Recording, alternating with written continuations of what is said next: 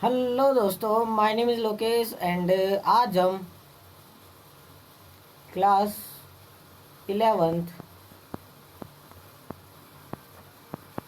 11th की हिंदी का पाठ 2, जिसके लेखक है कृष्णा सोबती और पाठ का नाम है मियां नसीरुद्दीन। तो ये आज हम करेंगे, इसके प्रश्न उत्तर हैं वो हम करेंगे। लेक्चर नंबर 1 पार्ट 1 पार्ट 2 में हमने इसका कवि परिचय, लेखक परिचय और साथ में पाठ पढ़ लिया था। तो आज हमारा ये पार्ट 3 है। तो आज के इस लेक्चर में आज के इस पार्ट में हम इन सभी के प्रश्नोत्तरों के बारे में जानकारी हासिल करेंगे। तो चलिए दोस्तों देखते हैं। तो देखो,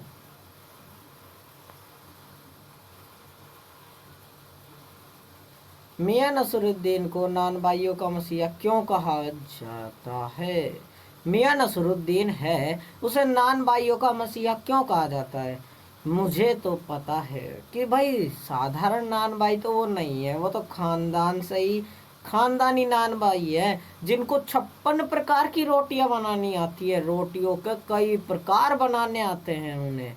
तो यही है, इसमें भी नसरुद्दीन को नानबाइयों का मसीहा इसलिए कहा जाता है क्योंकि वे साधारण नानबाई तो है नहीं, खानदानी नानबाई हैं, जो कि मसीहाई अंदाज में रोटियां बनाने की कला जानते हैं और अन्य नानबाई सेटी केवल पकाते हैं। अन्य नानबाई सेटी, जो भी अन्य नानबाई हैं, वे सिर्फ केवल पकाते हैं। और पर नसरुद्दीन अपने पैसे को कला मानते हैं, अपने इस हुनर को ही क्या मानते हैं, वो कला मानते हैं। उनके पास 56 प्रकार की रोटियां बनाने का हुनर है। वे अपने को सर्वश्रेष्ठ नानबाई मानते हैं, इसलिए ही मियां नसरुद्दीन को नानबाइयों का मसीहा कहा गया है। हमने यहाँ पे क्या पढ़ा कि नानबाई का मसीहा किसे कहा जाएगा?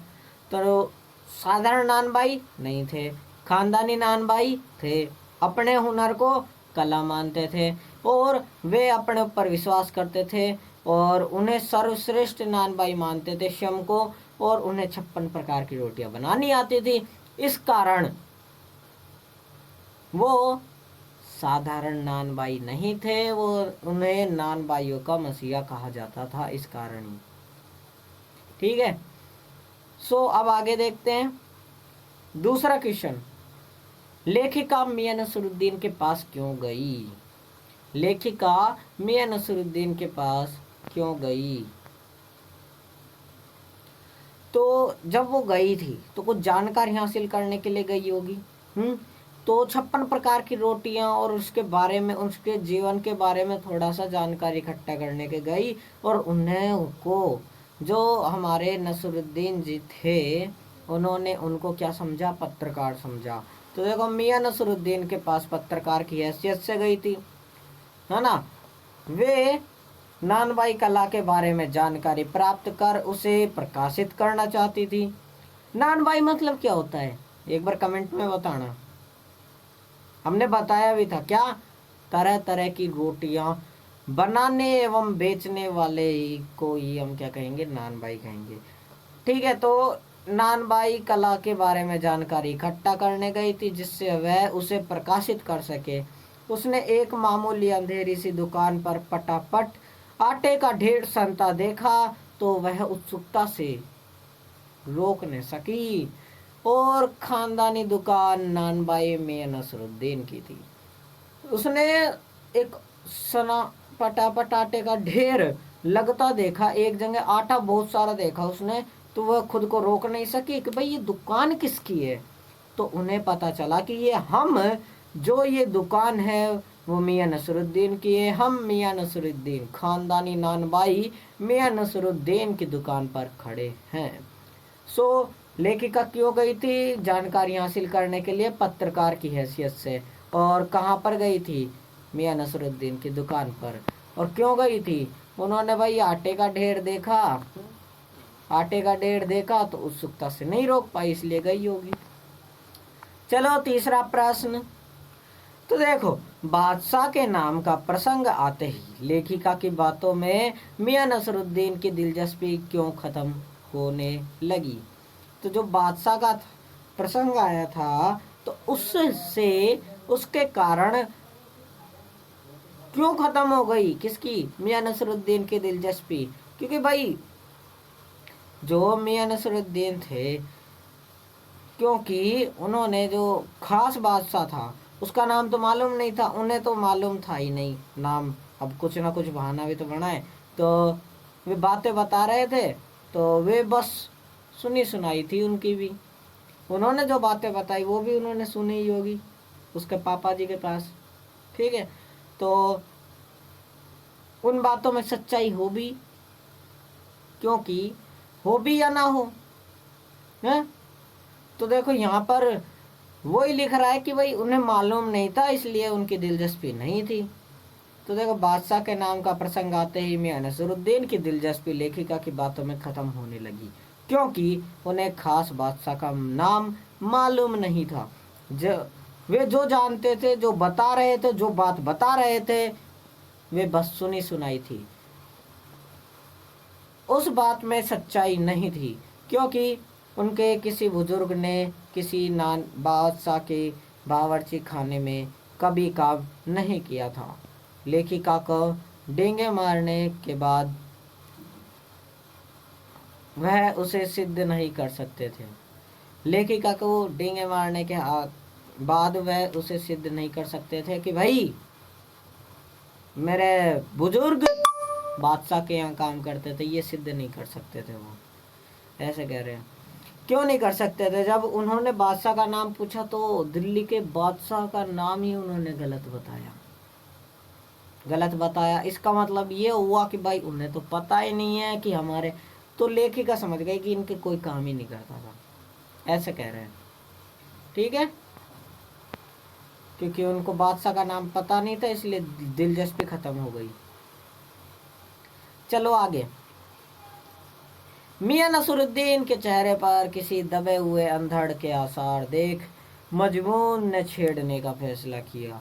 मियां नसरुद्दीन के चेहरे पर दबे अंधड़ के आसार देखकर कोई ऐसा विषय था जिसे छेड़ने का फैसला नहीं किया। इस कथन से पहले और बाद के प्रसंग का उल्लेख हमें स्पष्ट करो कि कौन सा तो विषय था और क्यों नहीं छेड़ने का निर्णय किया। तो बादशाह का नाम का प्रसंग आते ही मियां नसरुद्दीन की दिलचस्पी लेखिका की बातों में खत्म होने लगी थी। आपको पता है, अभी ऊपर पढ़ा हमने। ठीक है, उसके बाद के उसके बाद वे के किसी को भट्टी सुलगाने के लिए पुकारने लगे। लेखिका के पूछने पर उन्होंने बताया कि वे हमारा कारीगर है, बब्बन कारीगर, बब्बन मियाँ है। तब लेखिका के मन में आया कि पूछ ले, आपके बेटी बेटियां हैं, आपके बेटी और बेटियां हैं। तो पर पूछा नहीं, क्यों? क्योंकि चेहरे पर बेरुखी देखी। ठीक है, यानी कि इतने बुजुर्ग व्यक्ति हो गए, ऐसे कह रहे थे ना कि हम 70 के हो रहे हैं, बाद में हमें ऐसा मौका नहीं मिले आपसे विचार विमर्श करने का। 70 के हो गए, अब 70 का कोई व्यक्ति काम करता है तो उसके बेटी बेटियां होंगे या नहीं होंगे, सो पूछना ठीक नहीं लगा उन्हें। ठीक है, यही है हमारे पास बाद का प्रसंग। जो दिलचस्पी खत्म होने लगी, बातों में पुकारने लगे भट्टी सुलगाने के लिए। कौन था? बब्बन कारीगर, बब्बन मियाँ थे। वो पूछना चाहती थी बेटी बेटियां हैं, लेकिन बेरुखी देखकर कुछ न पूछने का मन किया उनका। ठीक समझा उन्होंने, कुछ न पूछना ही ठीक समझा। अब मैं तो मेरे हिसाब से बता रहा हूँ, लेकिन उनके चेहरे पे बेरुखी थी कि वो अब बात नहीं करना चाहते थे, इसलिए उन्होंने ऐसा पूछा ही नहीं। ऐसे समझ लो आप तो। ठीक है, 70 वर्ष के हो गए थे, ये मत सोचना। ठीक है, अब आगे देखें। देखो, पाठ में मियां नसरुद्दीन का शब्द चित्र लेखिका ने कैसे खींचा है, बताओ जरा, कैसे खींचा है। भाई मियां नसरुद्दीन 70 वर्ष के थे। शब्द चित्र लेखिका ने कुछ इस प्रकार खींचा है। किस प्रकार खींचा है? दुकान के अंदर चारपाई पे बैठे मियां नसरुद्दीन बीड़ी का मजा ले रहे थे। मौसम की मार के कारण चेहरा पका हुआ था। आंखों में काइया अर्थात भूलापन था। पेशानी अर्थात मस्तक पर मंजे हुए कारीगर के तेवर थे। वे बड़े संदे वे बड़े सधे अंदाज से बातों का जवाब देते थे।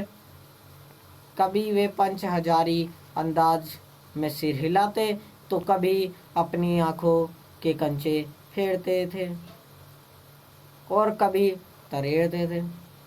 सबसे बड़ी बात की डींगे मारने की उनकी बहुत ही आदत थी। यही थी हमारे पास उसका शब्द चित्र। क्या था भाई? 70 वर्ष का था, चारपाई पे बैठा हुआ बीड़ी का मजा ले रहा था। उनके मौसम की मार के कारण पका हुआ चेहरा था। आंखों में काइया अर्थात भोलापन था और मस्तक पर मजे कारीगर के तेवर थे। ठीक है। और क्या था? अरे उन्हें डींगे मारने की बहुत ज़्यादा आदत थी और सदे अंदाज में हर एक बातों का जवाब दिया करते थे। और तो क्या करते थे? और करते थे पंच हजारी अंदाज में क्या? सिर हिलाते, कभी मना करते, कभी फेरते तो कभी तरेड़ते। ठीक है। अब हम प्रश्न 6 पर चलते हैं। तो मियां नसरुद्दीन की कौन कौन सी बातें आपको अच्छी लगी बताइए जरा हमें भी कमेंट सेक्शन में कि आपको कौन कौन सी बातें अच्छी लगी। वे उनका आत्मविश्वास से भरा व्यक्तित्व हमें बहुत अच्छा लगा। काम के प्रति रुचि एवं लगाव ये भी हमें बहुत ही सुखद लगा। सटीक उत्तर देने की कला ये भी बहुत अच्छा था। तरह तरह की रोटियां बनाने में महारत हासिल कर रखी थी, ये हमको बहुत ज़्यादा अच्छा लगा। शागिर्द यानी कि शिष्य को उचित वेतन देना ये भी उनकी एक खासियत थी, ये भी उनकी एक अच्छी बात थी। तो ये 5 बातें हमने यहाँ लिखी। आपको और भी 6ठी 7वीं 8वीं 9वीं 10वीं इस तरह और भी बातें याद हो तो कमेंट सेक्शन में हमारे पास जरूर भेजना। आगे देखते हैं। पहले एक बार और रिवाइज। क्या आत्मविश्वास से भरा व्यक्तित्व था। काम के प्रति उनकी रुचि एवं लगाव था। जो शिष्य थे उनको उचित वेतन दिया करते थे और जो नानबाइयों के में महारत हासिल कर रखी थी, यानी कि तरह तरह की रोटियां बनाने एवं बेचने वाले थे और सटीक उत्तर देने वाले थे। ये हमारे पास हो गई है इनकी ये चीज़ें। और देन उसके बाद हम बात करते हैं तालीम की। तालीम ही बड़ी चीज़ होती है। यहाँ लेखक ने तालीम शब्द का प्रयोग 2 बार क्यों किया होगा? क्या आप दूसरी बार तालीम की जगह कोई अन्य शब्द रख सकते हैं? लिखिए, बताइए 2 बार प्रयोग क्यों किया। लेखिका ने तालीम शब्द का 2 बार प्रयोग किया। क्रम से उनका अर्थ कौम की ट्रेनिंग एवं शिक्षा है, यानी कि काम की ट्रेनिंग की शिक्षा ये बड़ी चीज़ होती है। पहली बार तो होता है काम की ट्रेनिंग, ठीक है, और दूसरी बार तालीम का मतलब होता है शिक्षा। तो हम यहाँ दूसरी बार आए तालीम शब्द की जगह शिक्षा शब्द रख सकते हैं और 2 बार प्रयोग 2 अर्थ निकल रहे हैं, इसलिए उन्होंने इस शब्द का उपयोग किया। ओके दोस्त, ठीक है। तो आगे देखते हैं हम। पहले देखो तालीम मतलब तो काम करने कई ट्रेनिंग की शिक्षा ही बड़ी चीज़ होती है। तो काम करने और काम करने की ट्रेनिंग और शिक्षा ये 2 अर्थ निकालने के लिए उन्होंने 2 बार प्रयोग किया इसका, ठीक है। और इस दूसरे शब्द तालीम की जगह मैं शिक्षा शब्द काम में ले सकता हूँ। यही हमारे पास यहाँ लिख रहा है। ठीक है, अब आगे देखें। चलो देख ही लेते हैं। मियां नसरुद्दीन तीसरी पीढ़ी के हैं। मियां नसरुद्दीन तीसरी पीढ़ी के हैं, जिसने अपने खानदानी व्यवसाय को अपनाया। उससे पहले उसके पापा जी और उससे भी पहले उसके दादाजी। तो फर्स्ट में दादाजी आए जिन्होंने ये कार्यक्रम चलाया, उसके बाद उसके पापा जी आए जिन्होंने भी यही कार्यक्रम चलाया, उसके बाद आए कौन, मियां नसरुद्दीन। तो पहली पीढ़ी, कौन सी पीढ़ी, पहली पीढ़ी, दूसरी पीढ़ी और ये टोटल तीसरी पीढ़ी। तो तीसरी पीढ़ी के हैं जिन्होंने खानदानी व्यवसाय को अपनाया। वर्तमान के समय लोग अपने प्रारंभिक व्यवसाय को नहीं अपना रहे हैं।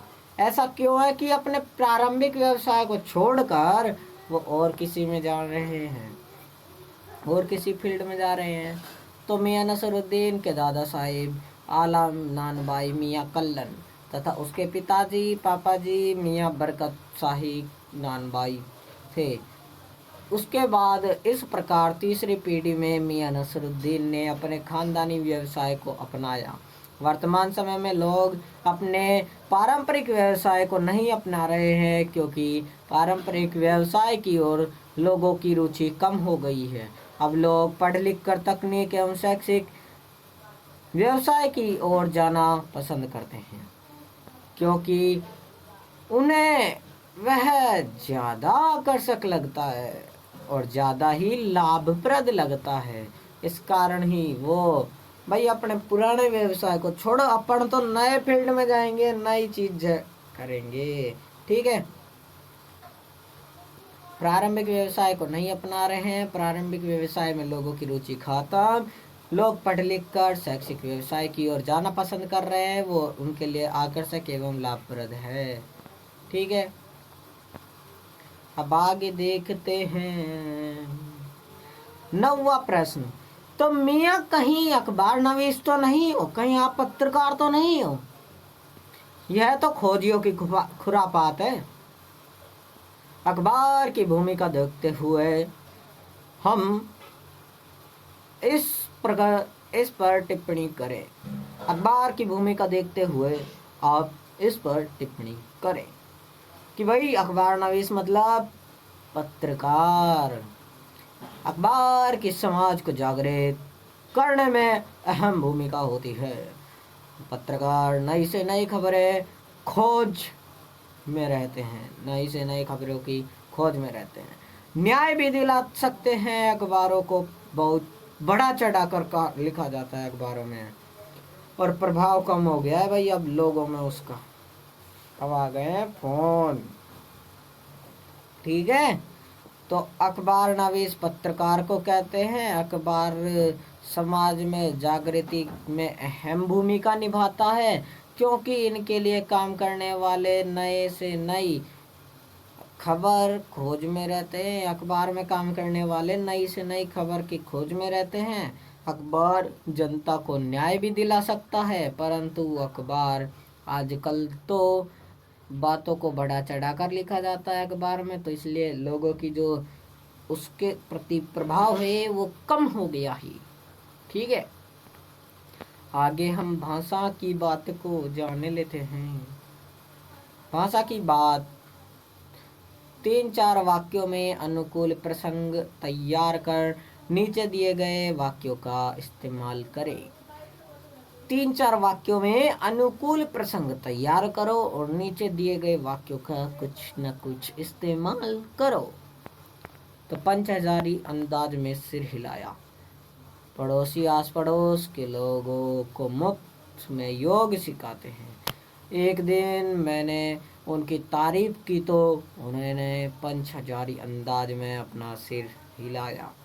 ठीक है, आंखों के कंचे हम पर फेर दिए, यानी कि हमारे मित्र जब अपनी कविता को बढ़ चढ़ कर प्रशंसा कर रहे थे, तो मैंने अपनी बेहतर कविताओं की उदाहरण दिए।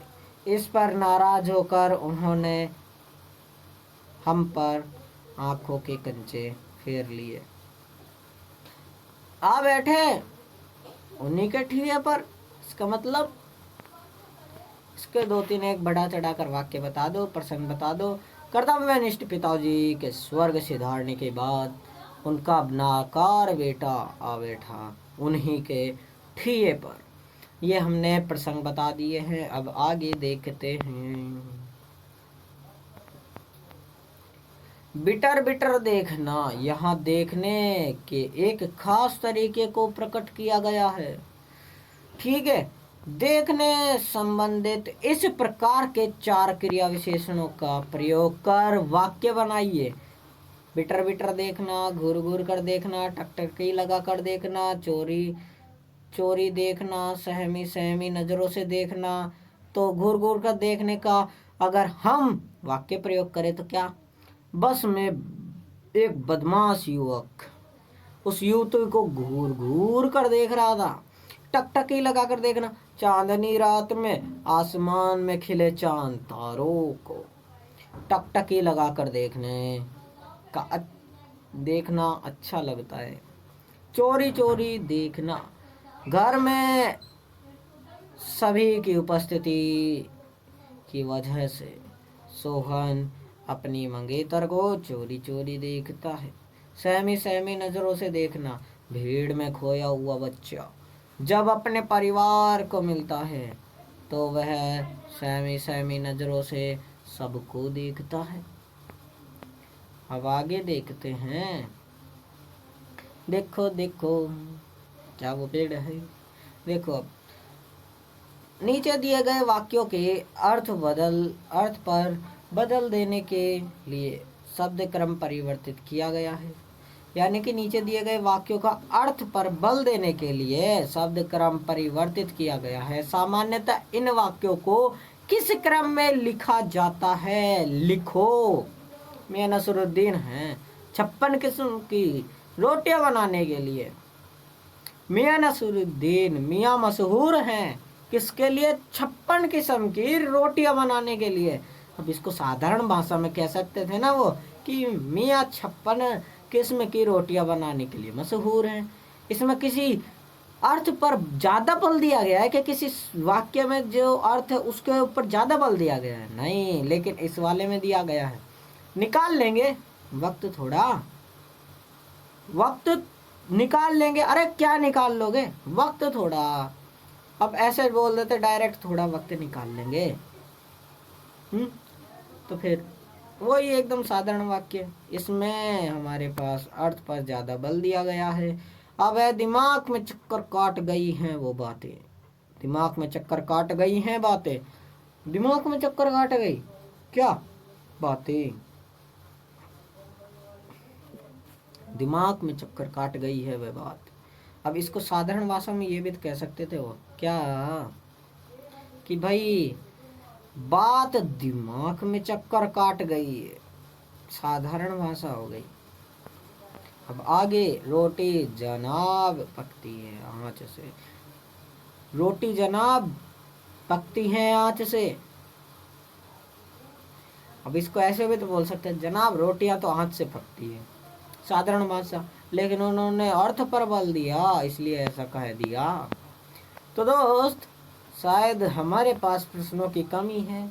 हम और भी अन्य प्रश्न आपको दे सकते हैं अन्य महत्वपूर्ण में, लेकिन अभी नहीं देंगे, बाद में देंगे जब आपके पेपर चालू हो जाएंगे, पेपर प्रारंभ हो जाएंगे। अभी तो कौन सा चल रहा है? जुलाई तो चल रहा है, चलते रहने दो। कहीं जाके दिसंबर जनवरी फरवरी यहाँ सीख देंगे, बेड़ा पार। सो दोस्तों मिलेंगे ऐसी ही नई लेटेस्ट वीडियो के साथ। तो देखते रहिए स्टडी फन गेमिंग क्लासेस। तो दोस्तों पढ़ते रहिए और मज़े लेते रहिए। तो दोस्तों वीडियो कैसी लगी कमेंट में हमें ज़रूर बताना। और दोस्तों लाइक भी कर दो वीडियो अच्छी लगी हो तो, ठीक है। और चैनल को सब्सक्राइब कर दो और बेल आइकन दबा दो, जिससे हमें हर एक वीडियो अपलोड करें आपके पढ़ने के लिए वो आप तक पहुँचे। ठीक है, तो मिलेंगे अगली वीडियो में ऐसे ही बेहतरीन लेक्चर्स के साथ। कृष्णा सोबती मियां नसरुद्दीन, ये हमारा लेसन है वो क्या हो गया है, कंप्लीट। सो मिलते हैं अगली वीडियो में, तब तक के लिए बाय बाय।